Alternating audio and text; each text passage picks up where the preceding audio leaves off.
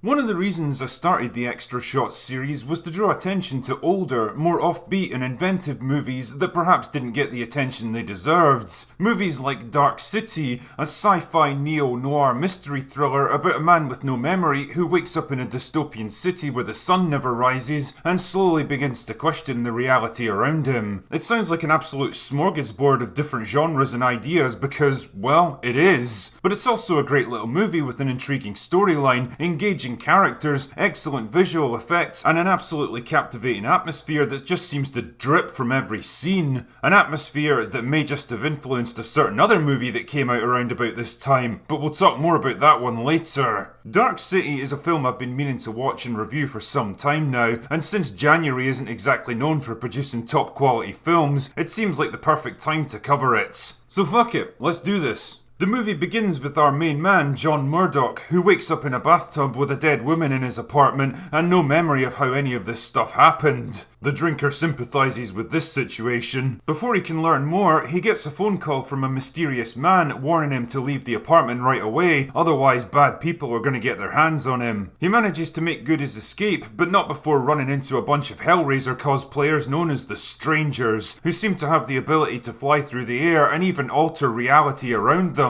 What does this remind me of? So the race is on to figure out who John Murdoch really is, why the Strangers want him dead, why everyone in the city suddenly falls unconscious at the stroke of midnight, and how everything seems to lead back to Shell Beach, a mysterious vacation spot that everyone knows about but nobody can remember how to get to. The problem is, the Strangers aren't the only ones who want to get their hands on him. The local police department, led by the hard-bitten Detective Bumstead, suspect that Murdoch's responsible for a string of murders throughout the city. But the deeper he digs, the more Bumstead begins to doubt Murdoch's guilt and question the very nature of his reality. Eventually, both men are going to have to join forces to uncover the truth about the world and their true purpose here. Dark City is a film that people often point to as inspiration for The Matrix, which came out just a year later, and it's not exactly hard to see why. Both films use the idea of humanity imprisoned within a false reality by a malevolent outside force as their backdrop. Both feature a lone protagonist who begins to see through the illusion, forcing him to leave behind the comfortable ignorance he once knew. Both feature a squad of elite enemies sent to hunt them down, led by a man who develops a personal grudge against the protagonist. And both culminate in the main character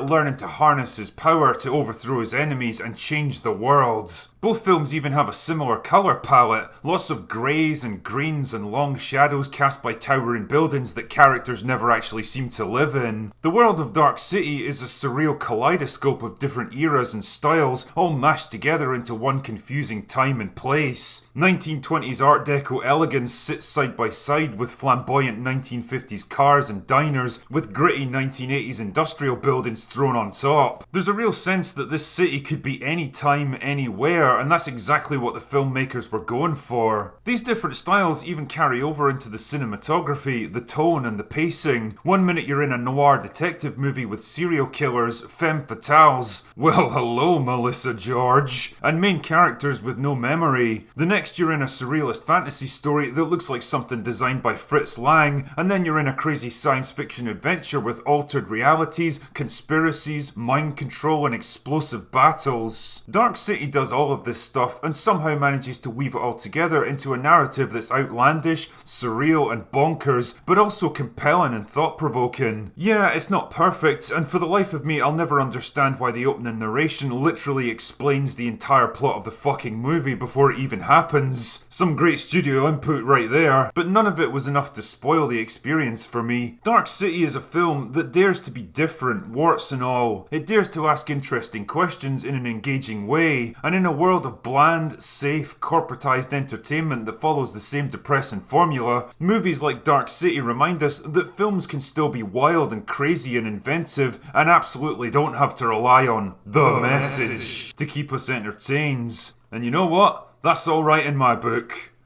Anyway, that's all I've got for today. Go away now.